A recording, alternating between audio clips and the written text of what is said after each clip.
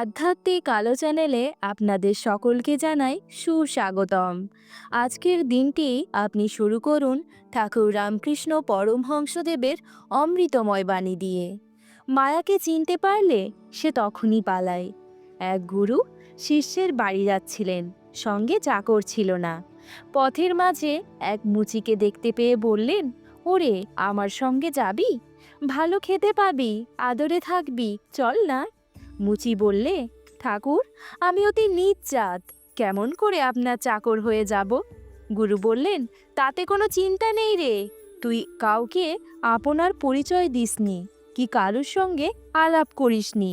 মুচি রাজি হলো। সন্ধ্যার সময় শিষ্যের বাড়িতে গুরু সন্ধ্যা করছেন। এমন সময় আর একজন ব্রাহ্মণ এসে সেই চাকরকে বললেন, অমুক জায়গা থেকে আমার জুতো জোড়াটা এনে দে তো। চাকর কথা কইল না। ব্রাহ্মণ আবার বললেন, সে তাতেও চুপ করে রইল। ব্রাহ্মণ ৩-৪ বার বললেন, সে তবুও নড়ল না।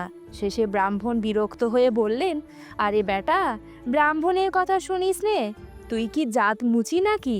মুচি এ কথা শুনে ভয়ে কাঁপতে কাঁপতে গুরুর দিকে চেয়ে বলল, ঠাকুর মশাই গো, ঠাকুর মশাই গো, আমায় চিনেছে, আমি পালাই। সে তক্ষুনি পালালো। ভিডিওটি যদি আপনাদের ভালো লেগে থাকে তাহলে লাইক ও কমেন্ট করে অবশ্যই জানাবেন।